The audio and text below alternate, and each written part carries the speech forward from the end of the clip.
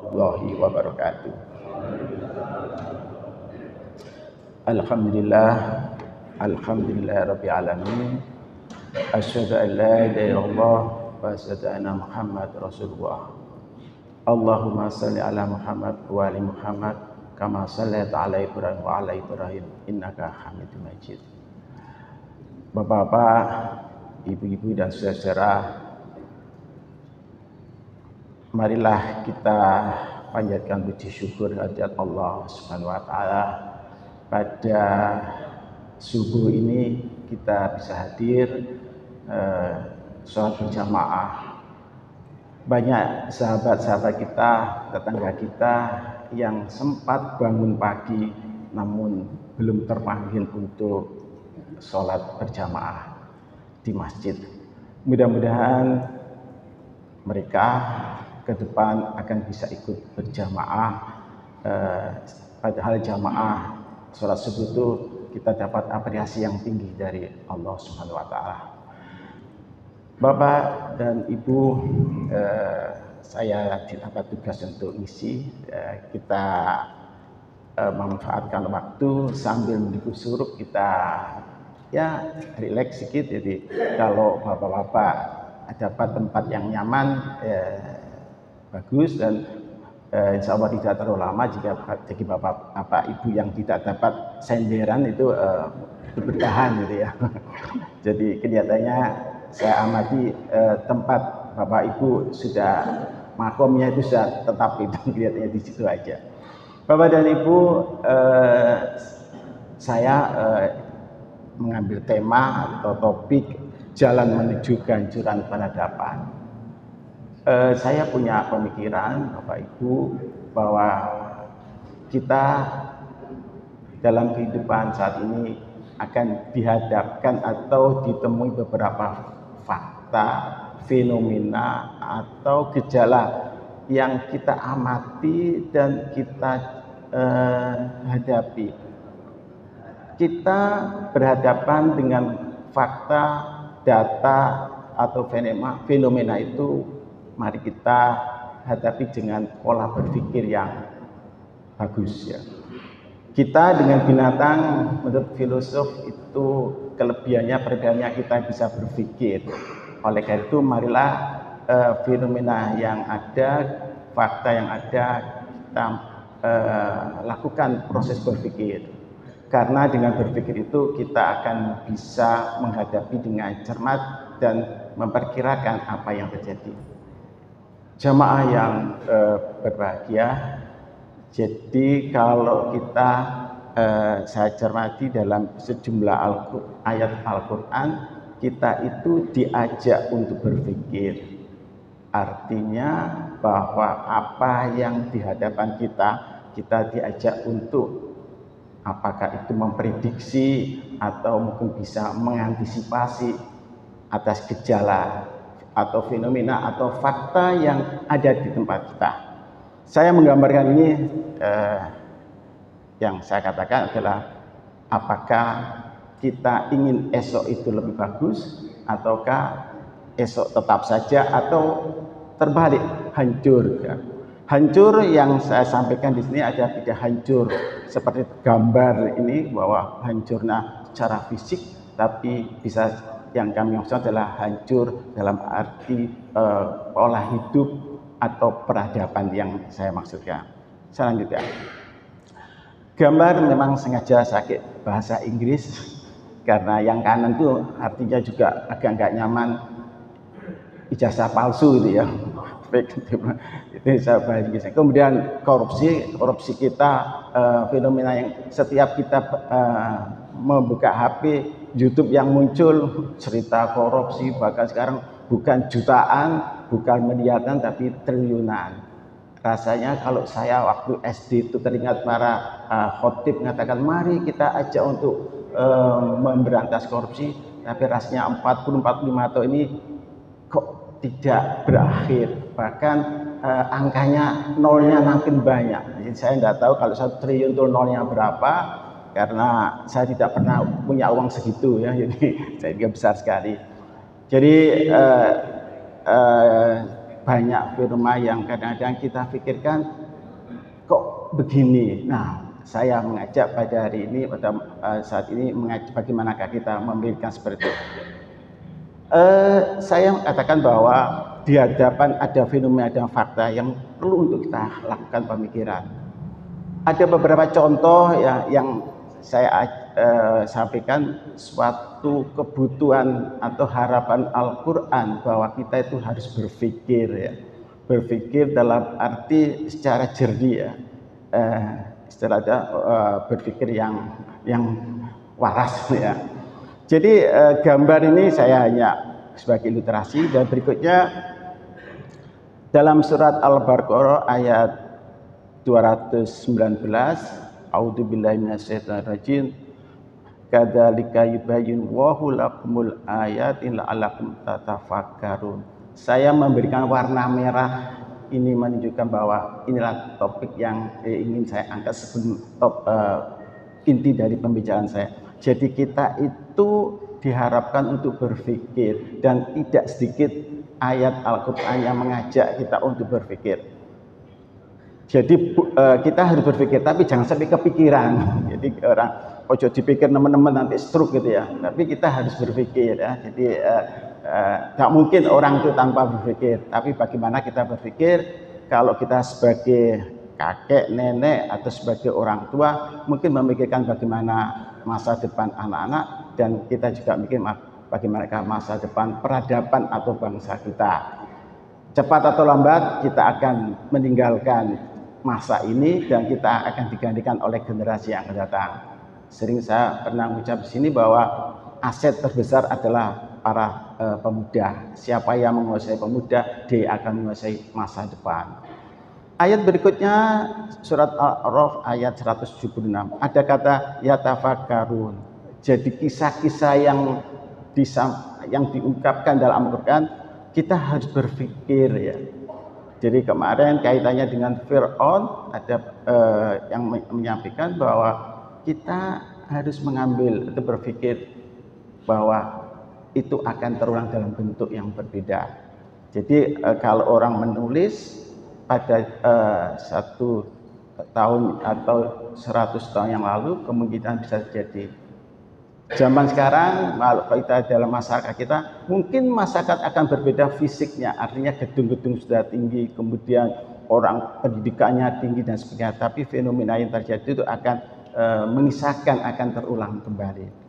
Berikutnya ada ayat ya, surat Ali Imran ayat 190, 191 yang saya beri tanda merah, wa yatafakkarun, yang artinya adalah dia berpikir. Jadi apa yang ada diciptakan Allah di sini, katakan langit dan bumi, dan adanya siang dan malam, kita diajak untuk berpikir.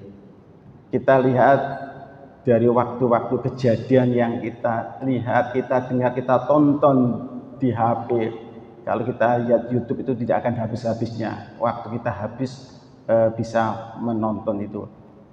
Kita lihat fenomenanya begitu, kadang-kadang mengasyikkan, kadang-kadang juga kita menjengkel dengan sebagainya. Informasi itu kita agak berpikir, tidak kita emosi, dan kita membela tanpa harus berpikir ya. Jadi Bapak Ibu jamaah, kita diarah untuk memikirkan tentang apa yang diciptakan Allah. Hujan, kata kita, sudah bulan akhir Mei kok hujan saja ya. Jadi itu suatu rahmat dari Allah yang kita berikan. Kenapa ya? Kemudian kalau kita lihat anak-anak kita, kemudian kondisi masyarakat kita seperti begini, kita diajak berpikir, kita diberi ilmu oleh Allah untuk melakukan proses berpikir. Kaitannya dengan berpikir yang beberapa yang saya ungkap di ayat Al-Quran, di dalam dunia pendidikan juga menjabarkan kurikulum pendidikan atau kurikulum sekolah sudah mengajak untuk para peserta didiknya diajari proses berpikir.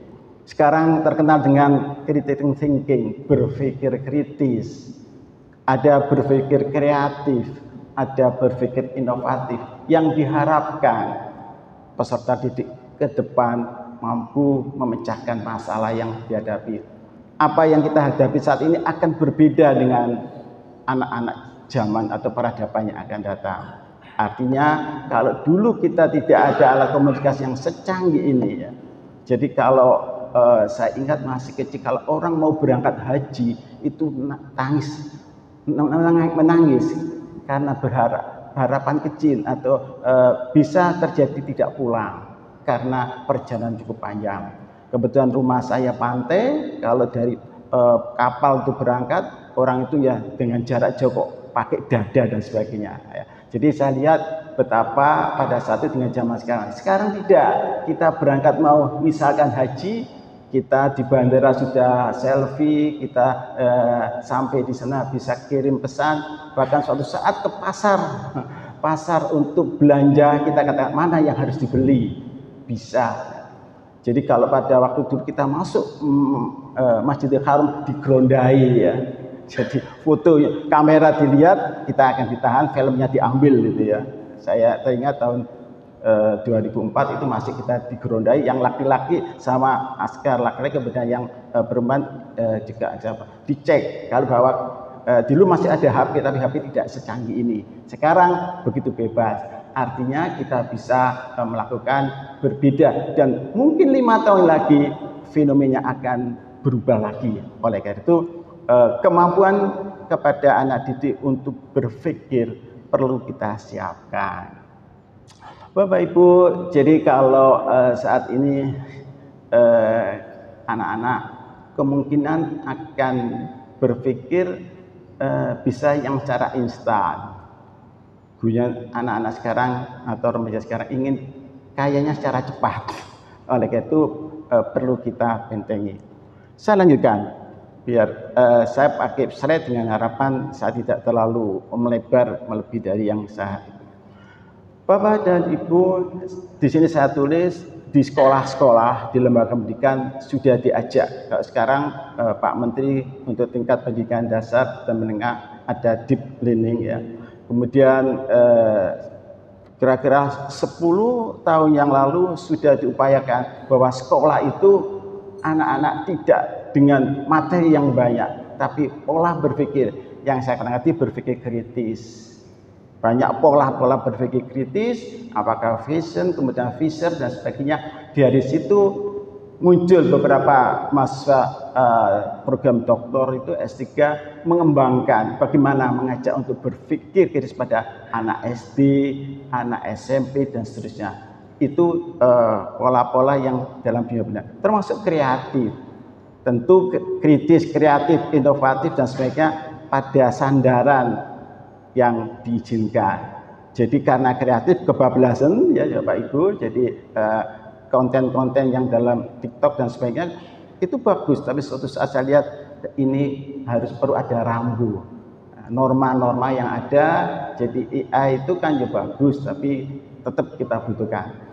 Berikutnya adalah berpikir tingkat tinggi HOTS ya. Jadi jangan, kalau dalam dunia pendidikan kita jangan kognitif tingkat dasar, hanya mengingat, hanya menghafal, ya, tapi pada tingkat yang lebih tinggi mungkin analisis dan kreasi.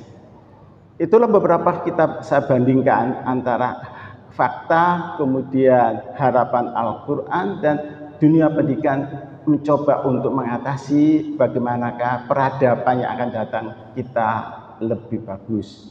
Berikutnya, saya temukan ya tulisan dari George Diamond. Dia menulis suatu buku ya, kurang lebih kalau saya artikan bagaimana masyarakat memilih untuk berhasil dan gagal ya. Jadi ini ditulis tahun 2004 ya, dan di TikTok pernah muncul. Ia menyebutkan ada 3 penyebab utama kehancuran suatu peradaban. Saya ungkapkan ini dengan harapan kita bisa mencegah apa yang bisa kita lakukan.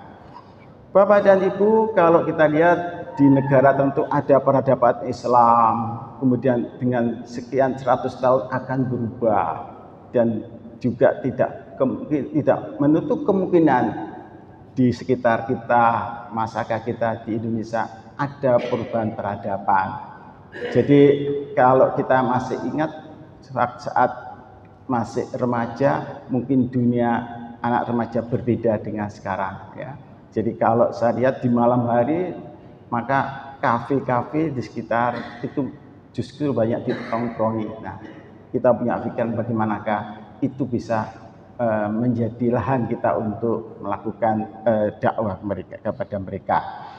3 itu menurut Diamond itu adalah ini saya berikan definisi bahwa peradaban itu apa ya. Peradaban itu ya bisa suatu masyarakat, itu bisa suatu bangsa ya, yang pada saat itu ada kaitannya dengan kebudayaan, ilmu pengetahuan, teknologi sosial dan nilai-nilai luhur. Jadi ada nilai-nilai luhur yang kita junjung tinggi.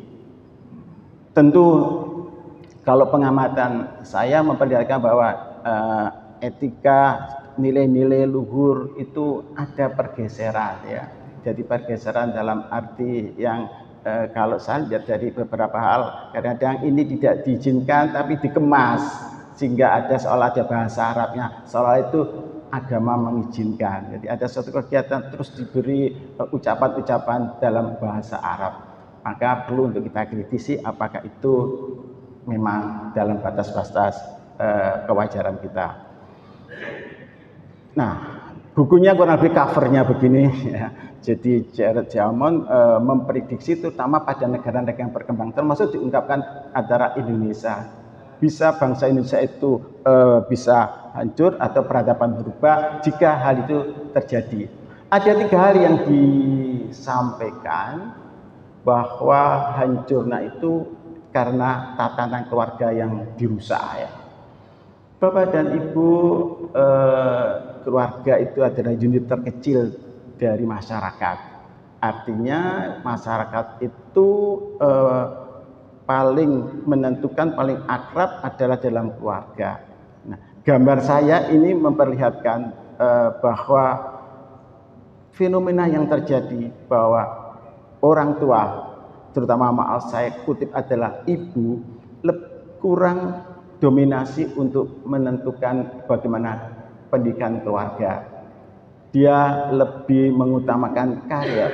Bukan salah orang ibu-ibu berkarya, tapi jangan lupa tugas utama adalah bagaimanakah putra putri yang ada di rumah.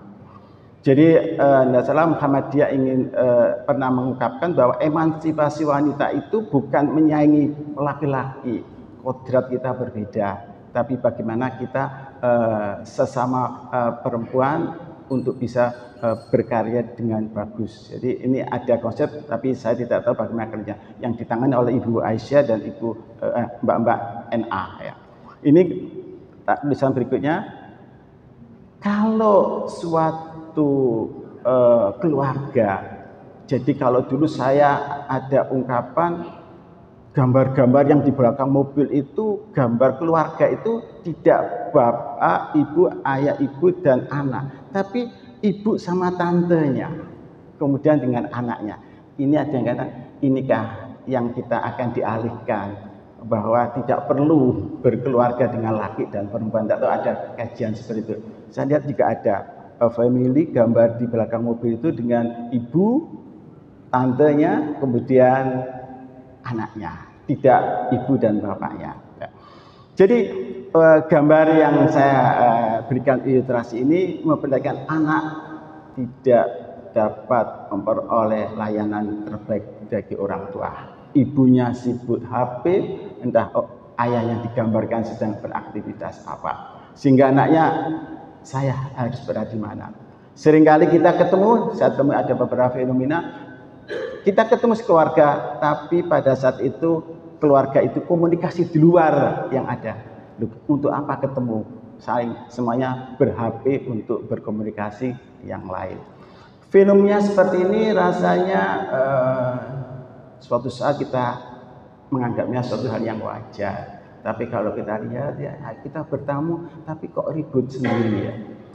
Jadi yang saya tulis ini adalah kita sibuk di dunia luar, artinya di dunia luar rumah tangga. Lebih bangga, maaf kalau bahasa kurang bagus, dengan karya ibu-ibu di luar dibandingkan dia menangani di rumah tangga. Dengan mengabaikan, saya katakan, dengan mengabaikan kodrat sebagai ibu. Ibu adalah pendidikan lebih awal untuk bisa mengajak pada putra-putrinya. Ya. Kemudian bahkan yang lebih ironis, menyerahkan urusan rumah tangga kepada orang lain. Sudah tak pasrahno, serabompokan. Nah, ini perlu kita tinjau kembali. Apapun terjadi, kebiasaan awal itu akan bisa membuat lebih tentram. Retensi itu daya tahan anak ingat itu akan lebih tinggi pada saat awal. Jadi kalau kita ada anak yang bisa hafal Al-Quran pada usia kecil dini itu akan lebih cepat dibanding kalau saya itu bisa menghafal itu butuh waktu yang cukup ya. Saya ingat pada waktu itu kok cepat hafal ya. Jadi artinya bahwa kesempatan pada usia anak-anak perlu untuk kita manfaatkan apa kehendak kita. Pernah saya ungkapkan di masjid ini bahwa kalau ada kurikulum yang berubah, dulu kurikulum K13, apakah rumah tangga tidak perlu punya kurikulum yang diperbarui? Jadi sekarang ada Pak Mukti mengatakan ada deep learning dan sebagainya, bolehlah berubah, tapi apakah perlu dikitafirkan? Mungkin suatu saat ada orang yang mengembangkan topik-topik atau substansi-substansi apa yang perlu difahami oleh seorang ibu untuk bisa memberikan pembelajaran atau saya katakan kurikulum sekolah, kurikulum rumah tangga. Anak pada usia berapa harus bagaimana? Misalkan pada waktu umur berapa dia mulai diajak ke masjid dengan didampingi. Masuk masjid diubah tangan kaki kanan dulu dan sebagainya. Dan itu mungkin di depan kamar mandi ada tulisan doa untuk masuk kamar mandi dan seterusnya. Jadi mungkin mahasiswa yang kaitannya bidang agama Islam, mungkin para dokter dan sebagainya bisa membuat desain sehingga dimanfaatkan oleh ibu-ibu muslim atau ibu muslimah untuk bisa melakukan. Beberapa saya mengajak ada mata kuliah yang kaitannya dengan mahasiswa S3. Saya ajak bagaimana membuat suatu pola untuk pembelajaran di rumah, tapi kaitannya dengan sains. Jadi ada kaitannya sekolah keluarga, jadi orang tuanya itu diajak untuk bisa menjadi guru ya. Dan banyak pola-pola yang bisa dia ide ya untuk bisa bagaimana istilahnya homeschool ya, bagaimanakah ibu bisa terlibat ya. Dan ini mungkin dari UIN situ tarbiyahnya bisa memberikan ini sehingga kita punya pedoman bagaimanakah ibu atau rumah tangga muslim itu bisa punya pedoman ya. Bapak dan Ibu, saya lanjutkan. Mudah-mudahan kita tidak terlalu lama sehingga zuhur bisa kita sholat di sini. Berikutnya adalah merusak tatanan keluarga. Jadi peradaban itu bisa hancur, yaitu dengan merusak tatanan keluarga. Saya katakan bangsa itu, saya katakan peradaban akan hancur jika keluarga hancur. Jika ibu dan anak tak lagi menjalankan peran pendidikan di rumah, ya. Anak tumbuh tanpa kasih sayang serta nilai-nilai keimanan terabaikan, maka generasi yang lahir adalah generasi yang lemah, kosong spiritual dan kehilangan arah hidup. Mudah-mudahan alarm ini atau yang disampaikan oleh Diamond tadi memberikan gambar kita, oh ya, apa yang perlu kita lakukan. Maaf mungkin di antara kita sudah usia jadi nenek atau kakek, mungkin bisa kita sampaikan kepada anak kita atau orang yang bisa kita beri pemahaman bahwa jangan meninggalkan rumah tangga begitu bebas sehingga dimungkinkan nilai-nilai yang kita ajarkan akan benar. Kalau saya melihat menonton ya, kadang-kadang masuk itu broadcast atau TikTok, banyak yang menceritakan bahwa anak terjadi sesuatu hal yang kurang bagus karena orang tua tidak ada. Hanya ditinggal 1 jam itu terjadi hal yang tidak inginkan. Rasanya kalau seperti pikiran saya, kita dilengkapi dengan CCTV mungkin suatu saat alat untuk bisa mencegah andikan diantara kita sering tinggal meninggalkan rumah ya. Jadi saya pikir kalau saya dulu masih anak-anak saya kecil dan ada pembantu, kalau ada CCTV rasanya saya bisa ngecek gitu ya, karena di rumah kita di tempat lain bisa. Jadi kok pikiran saya kok nasinya itu kok habis tapi anak saya kok aja gemuk-gemuk misalkan itu dan sebagainya. Itu mungkin sesuatu pemikiran yang akan berkembang kita. Jadi artinya kita bisa meninggalkan rumah tapi pikiran kita atau kita tetap mengawasi bagaimanakah perkembangan anak-anak. Seperti ini yang tertera dalam surat Al-Tahrim bahwa kita itu saya tayangkan jadi tidak perlu saya baca. Wahai orang yang beriman, pelihara dirimu dan keluarga dari api neraka. Artinya bagaimanakah kita sebagai kepala keluarga atau anggota keluarga bisa berupaya untuk melaksanakan, diingatkan oleh ini. Jadi kemasan-kemasan di masyarakat itu kadang-kadang begitu indah ya, sehingga kadang-kadang jadi masyarakat kita juga harus jeli. Jadi kalau di Solo, maaf di Also itu kemarin kan ada rumah makan yang sudah setengah abad, ternyata masakannya campuran babi itu kan. Baru lapor sekarang. Nah sekarang bagaimana 50 tahun yang lalu. Jadi ditemukan akhirnya minyaknya itu ada ayam, tapi minyaknya adalah japa. Jadi kalau itu kan peran kita untuk memilih makanan. Jadi seringkali kita cari makan yang enak, yang lezat. Tapi kalau usia kita di atas 50 itu bukan makanan yang enak, tapi yang sehat rasanya. Tapi kalau yang anak-anak ya kita tambahi halal. Jadi kalau saya mendengarkan itu betapa ya dari sekian, tapi tidak tahu pertanggungjawaban apa dia telah memproduksi makanan yang akhirnya terus terang sekarang diberi label tidak halal ya. Jadi Bapak Ibu itu contoh yang sederhana yang kadang-kadang di luar kemampuan kita, tapi kita hanya mampu menghindar. Semestinya pemerintah lah yang bisa atau para pemimpin kita. Nanti kita pada topik yang ketiga. Yang kedua, tadi pertama adalah kaitan dengan keluarga, bagaimana peradaban kita bisa hancur, maka yang kedua adalah menghancurkan pendidikan. Bapak dan Ibu, kita lihat pendidikan kita apakah tambah bagus, apa tambah kurang bagus, Bapak Ibu bisa merasakan. Kalau kita lihat skor yang diperoleh anak-anak bagus, ya. Tidak ada nilai merah, semuanya hitam, tidak ada nilai di bawah 5, semuanya di atas 5. Ya.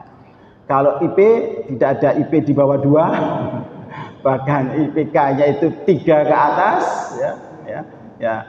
Jadi bahkan dulu tahun 80 itu IP maaf Mbak menyebut istilah IP-nya di Samsu 234 itu sudah bagus. Sekarang 3, apalagi di bawah 2 Bapak Ibu ya. Jadi memperlihatkan bahwa pendidikan kita kalau angka itu oke, siapa yang lulus, siapa ikut olimpiade, kemudian ke luar negeri dapat beasiswa. Kadang-kadang orang bangga kuliah ke luar negeri dapat beasiswa. Semestinya kita harus cermati lagi kuliah di mana, prodi apa. Jadi sehingga kita tahu, oh prodi di Jepang ini, oh Jepang itu prodi itu nggak laku, maka mengambil beasiswa pada anak-anak pada negara-negara berkembang itu kan perlu kita hati. Sehingga kita maaf saya katakan orang aku kuliah di sini prodinya apa, programnya apa. Ternyata prodi satu memang kekurangan mahasiswa. Caranya gimana? Dia mengambil beberapa negara nanti itu loh yang menjadi mahasiswa dari berbagai negara. Jadi ini ya kita mencermati apakah bagus. Apalagi kalau bekerja di luar negeri, maka perlu kita pikirkan apakah yang dikerjakan. Jangan-jangan ke Myanmar dan sebagainya itu jadi judul ya di operator judi online yang kita saat ini rame ya. Bapak dan Ibu, pendidikan itu masa depan. Jadi apa yang kita persiapkan saat ini adalah untuk tahun-tahun yang akan datang. Oleh karena itu, yang kita berikan kepada anak-anak atau pada peserta didik itu, pikirkan 5 tahun yang ada. Saya ngomong, Anda sekarang kuliah, tapi 2 tahun lagi, 5 tahun lagi, yang kita kuliahkan itu akan berbeda. Oleh karena itu, jangan konten atau substansi yang kita terima, tapi bagaimana pola berpikir yang ada. Jadi rasanya kita kadang-kadang belum terpikirkan 5 atau 10 tahun lalu bahwa kita dengan bermain HP kita bisa hutang, kita bisa bayar, kita segera lagi akan dikirim makanan, belum terbayang. Sekarang sudah terrealisasi semuanya, ya. Jadi banyak orang-orang akademisi pun karena nyamannya bermain HP hutang, akhirnya hutangnya dapat tagihan, bahkan perlu ada kolektor datang. Nah ini kan gimana? Apalagi yang tidak mempunyai akademis yang tinggi, ya. Jadi Bapak Ibu, saya mengambil bahwa kita jangan sampai ya guru, ustadz atau para orang pendidik itu tidak lagi dihormati. Jika mereka disibukkan dengan, maka caranya dia disibukkan dengan hal-hal yang lain. Bahkan dia melupakan bagaimanakah mendidik karakter. Bapak Ibu, kita sering mengenal ada mengajar dan mendidik. Kalau mengajar itu lebih cenderung untuk mentransfer pengetahuan. Kalau mendidik ada nilai-nilai, value-value yang perlu disampaikan. Jangan begitu, ini tidak bagus. Ya, kalau Anda pakai AI, ya AI itu sebagai alat, bukan sebagai sosnya. Kita akan tahu dan kita pahami. Sehingga saya berpikir ke depan atau pada saat ini saya sudah, kalau anak itu jangan portofolio, jangan pekerjaan yang kita terima, tapi kita perlu secara lisan untuk kita sampaikan. Kalau portofolio bagus, AI itu yang berbayar buatkan muncul semua gambar yang bagus, termasuk gambar-gambar yang saya tanyakan juga hasil dari saya minta tolong AI.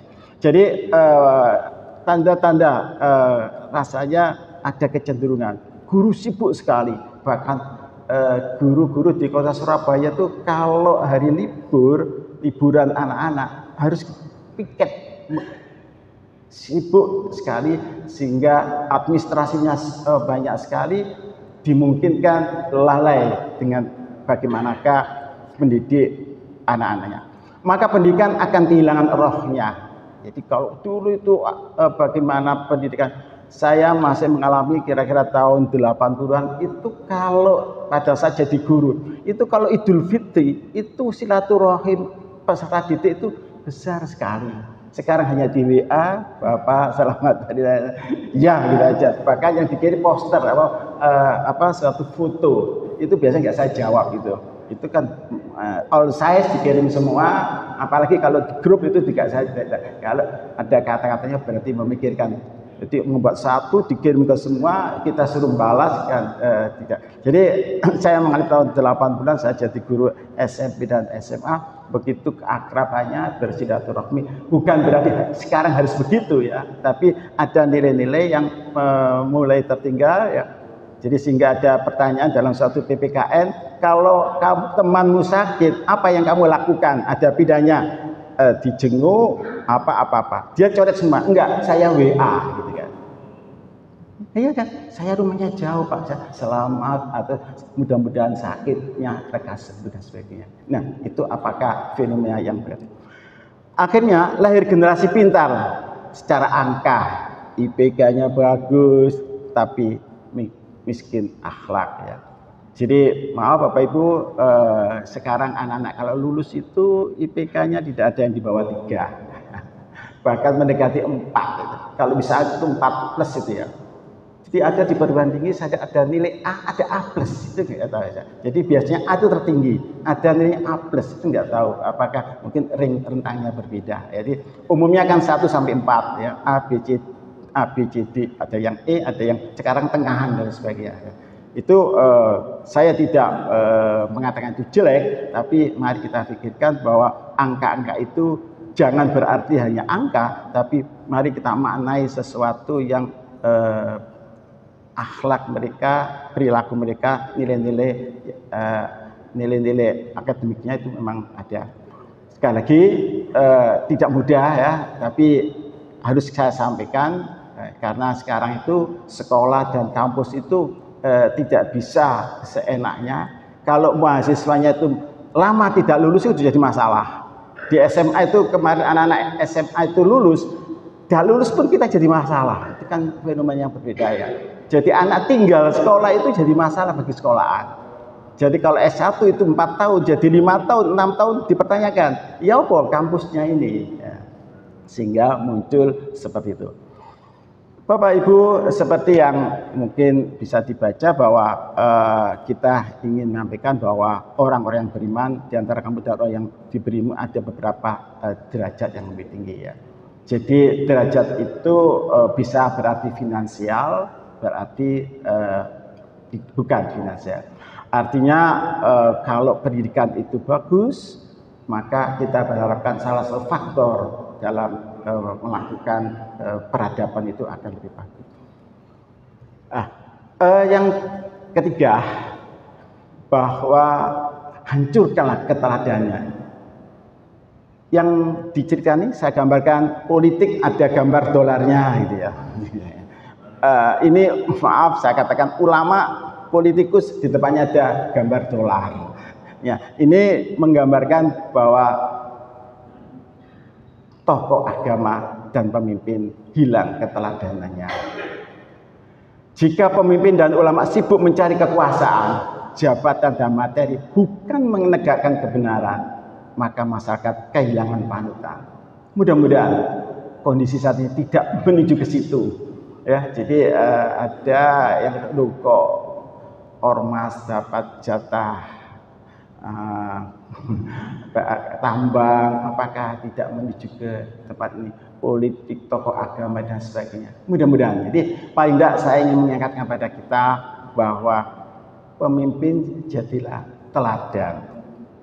Ya, teladan dalam arti yang ya saya katakan ya normatif lah. Kalau seorang pemimpin kalau mengajak untuk tidak korupsi ya dia tidak korupsi, itu yang ekstrim. Kalau mengatakan bahwa kita harus jujur, marilah kita contohkan yang jujur. Ini tidak mudah, tapi ini tantangan yang harus kita hadapi. Sekali lagi Bapak Ibu pemimpin, ya, apakah dari pemimpin rendah, ya, dari tingkat kalau di kampung itu RT, RW dan seterusnya, kalau dia menjadi teladan, saya yakin kesejukan dalam berorganisasi itu ada. Ya. Keteladanan bisa berarti tingkah laku, ya, dan sebagainya. Kemungkinan kalau kita bendahara misalkan di RT, kalau itu yang bagus itu harus laporan keuangan, ya apakah itu tidak jadi teladan? Ya. Oh berarti apa? Sehingga tidak membutuhkan. Jadi janganlah umat ya kita sebagai masyarakat, kemudian orang-orang yang lain, penduduk yang lain jadi anggota dari masyarakat itu tidak ada figur yang perlu kita contoh. Jadi anak-anak kita juga apa? Apalagi kalau anak-anak orang tua tidak menjadi figur, itu sesuatu yang juga tanda-tanda keberantakan peradaban itu akan. Bapak dan Ibu, sebagai ringkasan. Jadi jika keluarga hancur, pendidikan kehilangan makna, dan pemimpin tak lagi memberi teladan, maka itulah awal kehancuran peradaban. Jadi saya mengajak bahwa apa yang bisa kita lakukan, ya. Dan itu bisa terjadi pada siapa saja, termasuk bangsa kita, termasuk perilaku atau keberadaban Islam di sekitar kita. Ya. Jika kita tidak segera kembali pada nilai-nilai Islam yang sejati. Jadi Bapak dan Ibu, seringkali tadi saya ungkap ada kegiatan, aktivitas yang kalau itu diungkapkan dalam biasa, memang itu sesuatu yang menyalahi hakikat akidah kita. Tapi kadang-kadang dikemas sedemikian rupa dengan bacaan-bacaan yang kalau di WA ada ucapan-ucapan yang kelihatannya Islami. Mari kita lihat apakah itu betul. Dan itu bukan terjadi pada pemimpin kita. Terus terang saya tidak setuju kalau para pemimpin atau itu mengucapkan salam dengan bahasa salam Pancasila ya. Semua agama diucapkan. Jadi saya kan ada mahasiswa yang tolong kamu muslim, salam saja.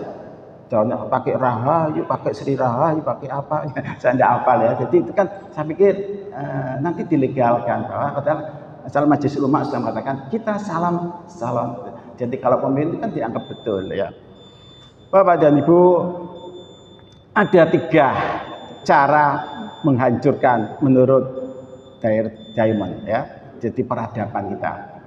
Jadi maaf ini juga saya minta tolong IE, tolong buatkan 3 gambar yang menggambarkan menurut Diamond. Pertama yang kiri adalah bagaimanakah tatanan keluarga dihancurkan. Rasanya kalau kita lihat-lihat upaya itu sudah ada. Beberapa waktu yang lalu kita dapatkan ada sekian ton narkoba sekian ton. Datangnya kan tentu tidak sendirian, artinya ada pengawalnya. Nah, oleh karena itu mari kita berhati-hati tentang itu. Jadi apakah tentang dalam arti